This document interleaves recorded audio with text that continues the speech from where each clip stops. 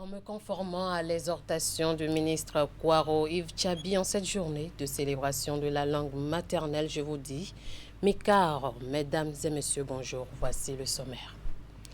Bientôt un retour à la cohésion et à l'unité au sein de l'Église du christianisme céleste. Le chef de l'État s'est entretenu avec plusieurs hauts responsables de cette Église. Suivez dans ce journal la substance de leurs échanges. Flambée du prix du ciment dans certaines villes du pays, une équipe de la rédaction a fait le constat au niveau de quelques dépôts à Cotonou. Les précisions à suivre. Et puis, échange du porte-parole de la République avec les populations de Zanyanando. La rencontre organisée par un cadre natif de la commune a permis à Wilfried Léandre Moubedji de présenter les actions du gouvernement dans la localité. Les détails dans un instant. À accentuer nos rapports à nos langues maternelles pour des sociétés où l'inclusion devra être la règle d'or qui mènera au pas à franchir pour tendre vers le jubilé d'or de la Journée internationale de la langue maternelle.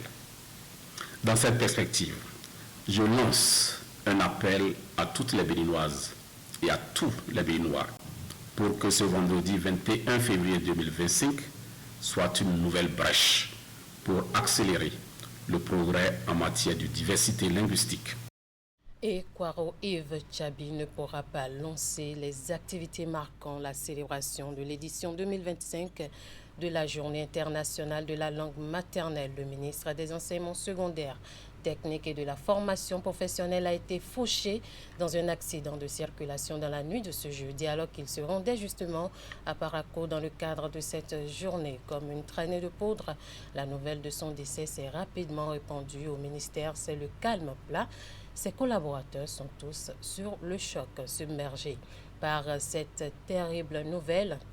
Le secrétaire général du ministère nous a confié hors caméra que le Bénin vient de perdre un grand homme. Yves Kwaro Tchabi n'était pas seulement un ministre, il était un meneur d'hommes et un grand manager, a laissé entendre Cyril Ainamon, ministre du gouvernement depuis mai 2021. Il s'est éteint dans sa 52e année. Paix à son âme et condoléances à toute la nation béninoise. Un peu plus tôt dans la journée de ce jeudi 20 février, le président de la République a reçu les hauts responsables de l'Église du christianisme céleste du Bénin, de la Côte d'Ivoire et du Nigeria. La séance a permis au chef de l'État et à ses hôtes d'aborder des questions essentielles relatives à la vie de l'Église. Les discussions se sont tenues en présence de certains ministres du gouvernement. Je vous invite à suivre un extrait des propos des responsables à la fin des échanges. Premièrement, remercie Dieu pour cette réunion-là, parce que ce qu'on espérait entendre diffère de ce que nous avons entendu. Le président, il nous a vraiment surpris avec ce qu'il nous a dit. Ce qu'il nous a dit concernant notre Église. Ce qu'il a fait pour les autres églises, pour les Vaudons, en les mettant ensemble, il veut faire la même chose avec nous, les christianistes célestes. Il nous a beaucoup parlé, il nous a beaucoup conseillé sur nos comportements nous-mêmes. Si on peut réfléchir sur tout ce qu'il nous a dit, mettre tout en prière et l'aider aussi à réaliser ce qu'il veut nous faire. Avec Dieu, tout est possible. Si nous mettons tout en prière, en l'aidant en prière, pour que Dieu l'aide, pour qu'il n'ait pas d'empêchement, pour qu'il n'ait pas de blocage, je crois très bien que tout sera réalisé. Rien n'est impossible à Dieu. Il va falloir qu'on fasse des réformes. Mais avec la bonne volonté, on peut arriver. Ce que le président Talon vise, c'est réalisable s'il y a de la bonne volonté. Aujourd'hui, c'est une bonne journée. On a entendu de belles paroles. que Dieu, le président Talon, a passé la phase des faisabilités. Je suis parti prenant. Ça va dans les centres forêts de nos églises en Nigeria et le Bénin. Le plus difficile, c'était d'unifier l'Église au sommet. Et Dieu a inspiré au président Caron, une patrice de la République du Bénin, cette initiative, cette haute initiative, sous l'inspiration du Saint-Esprit, d'unifier l'Église et d'en faire une puissance spirituelle à travers le monde. Et j'ai été très très content de son discours lorsqu'il a dit que l'Église de Christ Céleste est une église africaine, chrétienne, certes, mais africaine. Et elle doit conquérir le monde entier pour sauver les âmes. Et que lui, il s'implique. Il implique la République du Bénin pour unifier cette église qui a vu naissance au Bénin. Et je confirme que c'est une église très très puissante. C'est dans l'unité, dans l'union que nous serons sauvés. Depuis quelques semaines, plusieurs villes du Bénin font face à une flambée du prix du ciment, un matériau de construction essentiel. Cette hausse des prix a été observée notamment à Bomey-Calavi, Cotonou et dans bien d'autres villes. Une équipe de notre rédaction est descendue sur le terrain pour faire le constat. Je vous invite à suivre. Après avoir fait le pied de grue pendant des heures dans un dépôt de cimenterie de la ville de Cotonou, Dame Sabine Dogalou a pu se procurer cette quantité de ciment pour son chantier en construction depuis quelques semaines. Seulement, il lui a fallu débourser 90 000 francs CFA pour avoir la tonne de ce matériau contre 80 000 francs CFA il y a quelques jours en arrière, selon ses dires. Comme elle, plusieurs citoyens ont remarqué l'augmentation du prix du ciment. Ciment,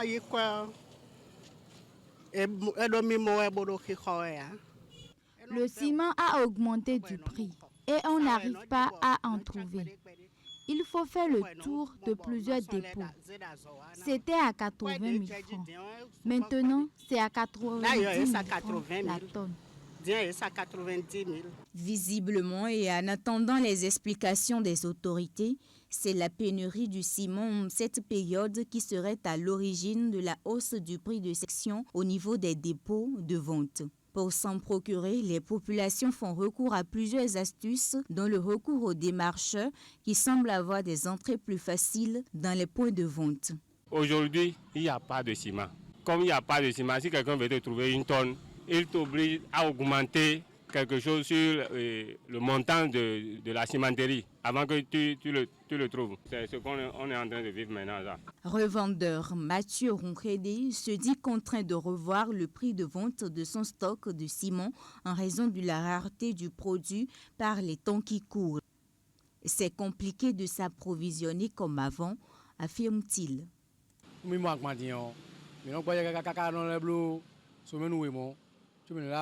Quand on trouve un peu de marchandises, c'est après environ 2 semaines qu'on en trouve encore. On aurait appris que les machines de production sont en panne.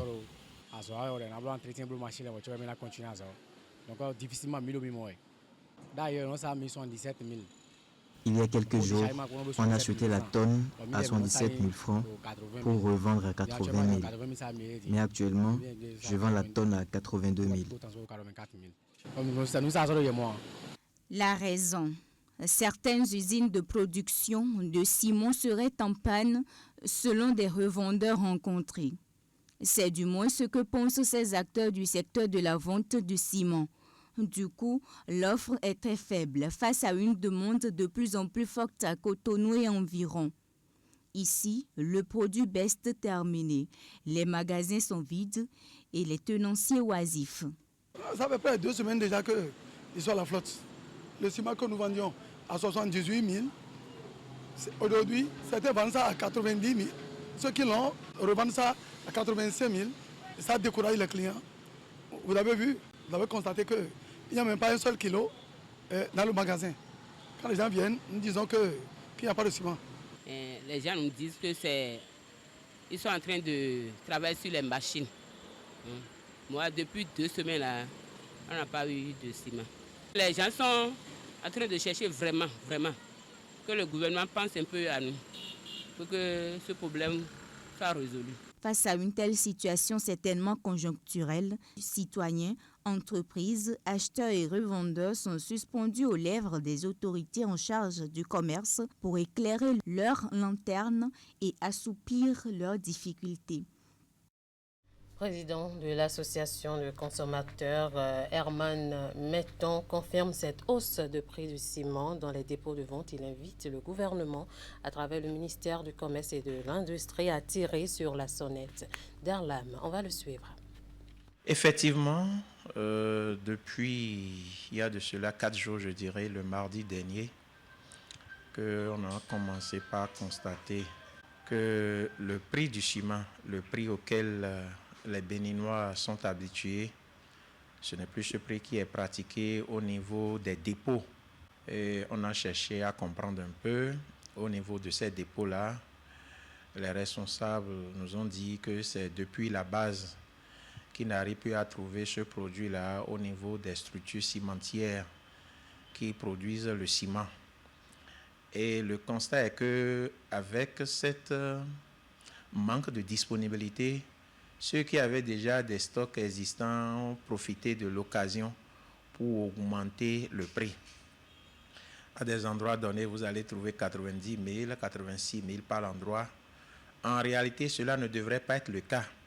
Parce que du moment où vous avez déjà un stock acquis sur un prix donné, même si au niveau des maisons qui vous livrent le ciment, il y a pénurie, ces structures, bien ces dépôts devaient pratiquer l'ancien prix. Et maintenant constater qu'effectivement le produit n'existe plus.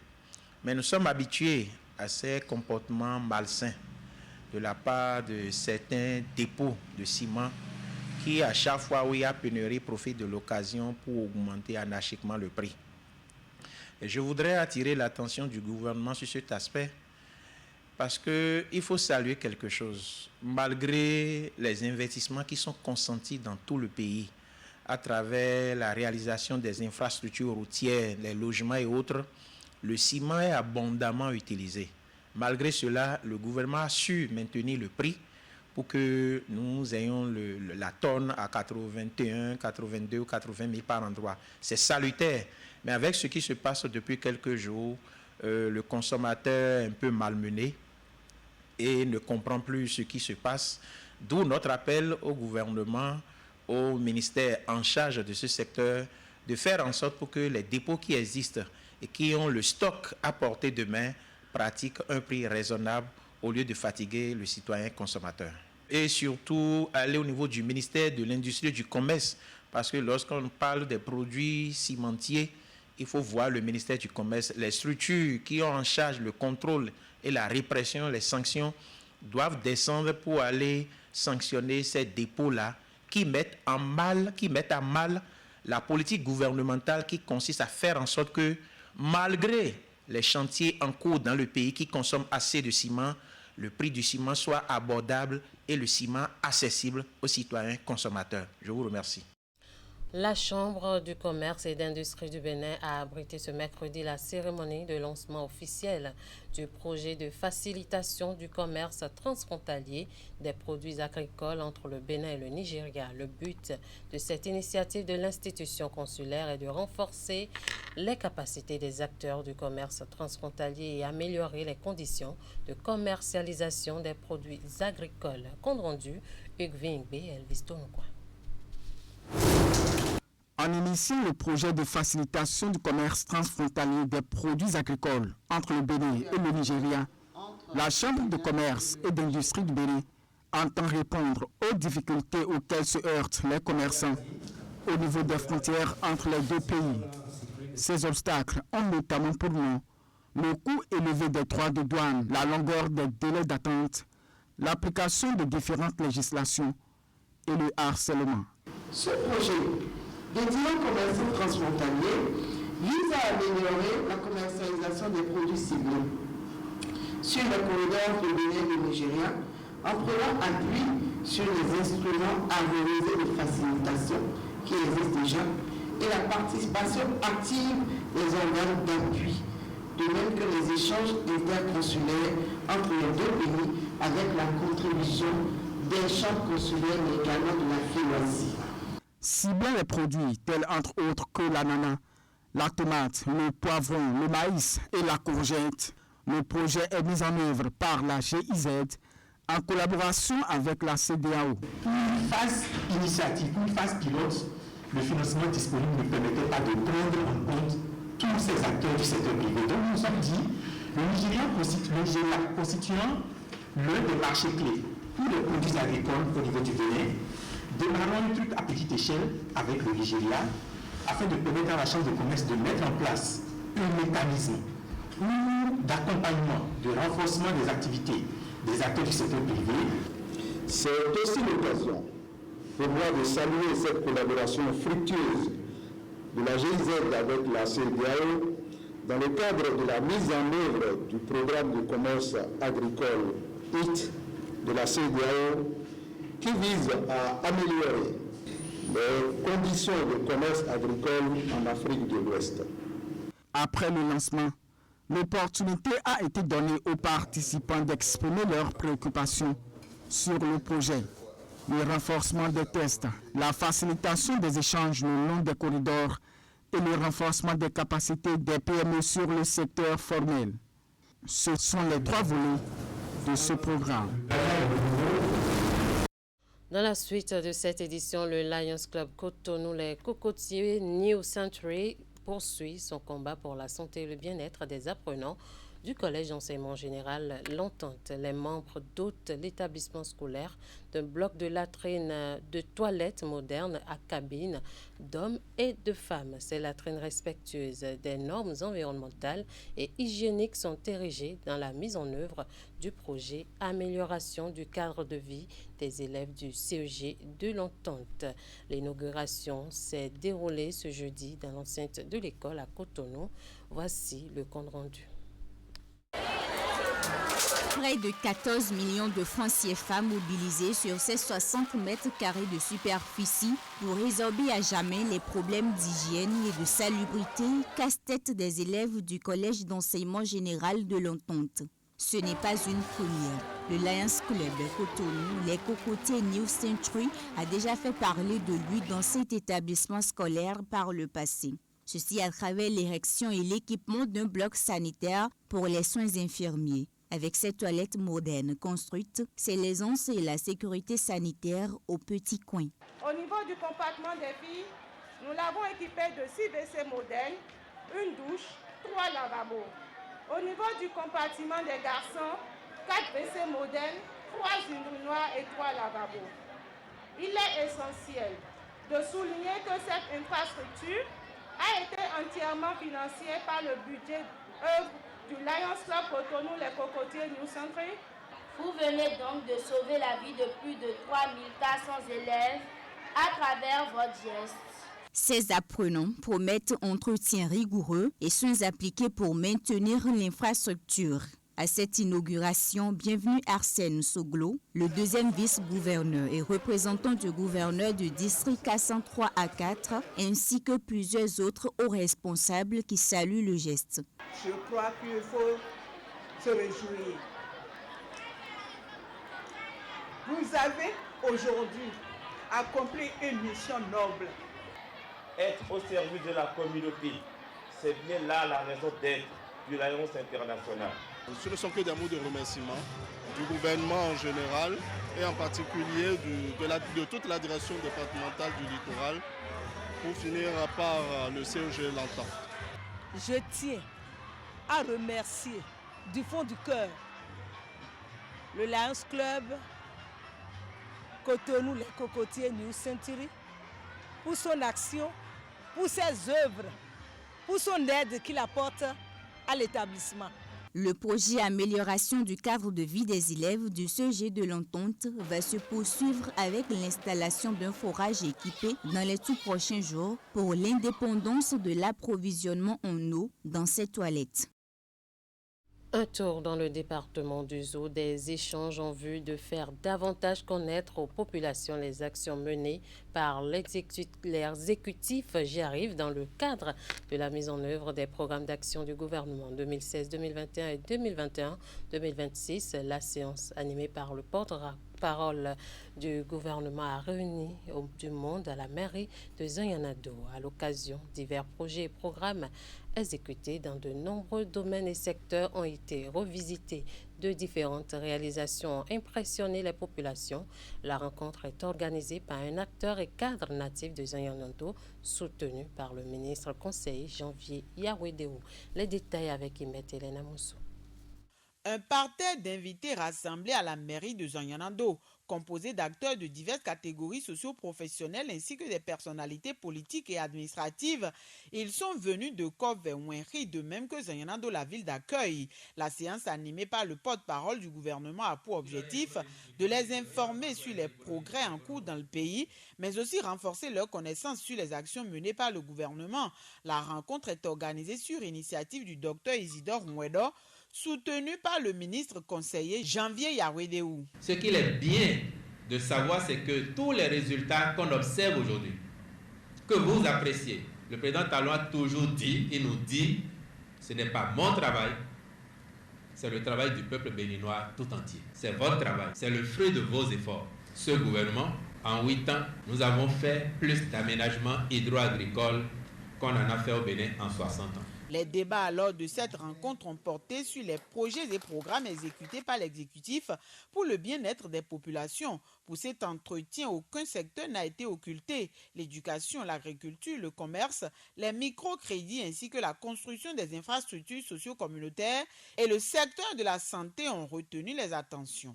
À travers nous, c'est toute la population de Zanyanado qui exprime sa profonde gratitude au président de la République et à son gouvernement pour ces avancées notables. Lorsque nous prenons le secteur de l'agriculture, nous avons noté des réformes à ce niveau. Au niveau de l'électrification, nous avons noté également des réformes à ce niveau. Au niveau de l'enseignement supérieur, aussi bien public que privé, nous avons noté des réformes à ce niveau. Au niveau du secteur de la sécurité. Nous sommes en février et tout est calme à Zanyanado. Donc, je voudrais remercier le président Patrick Talon pour toutes les initiatives qu'il a prises dans ce sens pour apaiser la transhumance dans notre pays.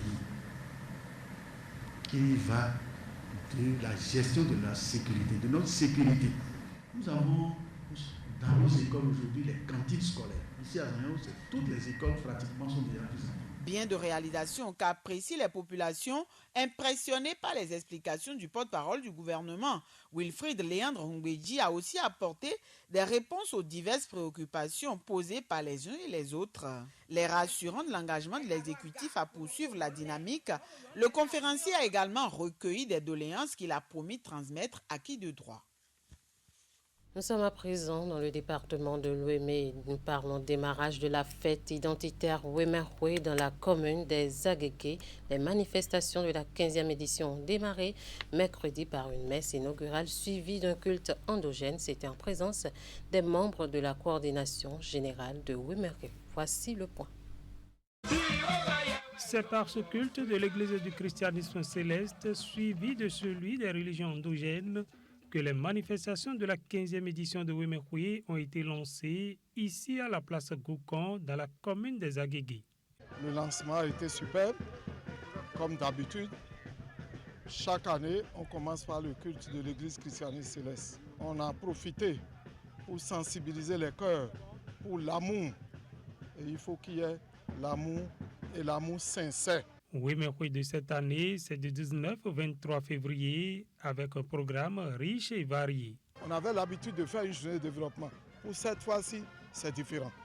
Le vendredi prochain, il y aura une journée de développement qui va parler du projet PDAID. C'est un projet qui parle de l'agriculture. Souvent, on proclame la vallée de l'Ouémé est la deuxième vallée la plus riche après le Nil. Mais on en fait quoi? Et ce qu'on en fait, le gouvernement a pris maintenant son bâton de pèlerin et le vendredi, venez ici le vendredi pour suivre les thèmes que nous allons développer.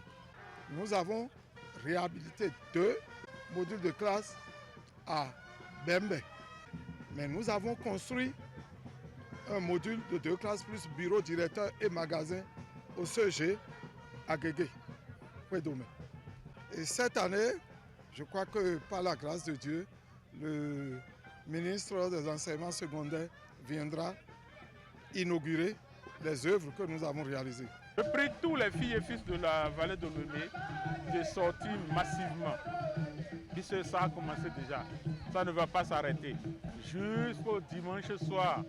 Donc je prie tout le monde de sortir massivement pour notre fête identitaire, car c'est l'union qui fait la force. Au-delà de ces innovations, il est prévu des manifestations culturelles, des prestations d'artistes de renom, des expositions d'objets d'art et la découverte de la cuisine ouémé. Tout est en effet mis en œuvre par Antoine Bonou et son équipe pour offrir sur la terre des Aguégués une très belle fête aux Ouéménous et à leurs sympathisants. Fin de ce 13h au Bénin que je vous remercie d'avoir suivi. Merci à toute l'équipe de rédaction, de réalisation et de diffusion. Passez un très bon après-midi en compagnie de nos programmes.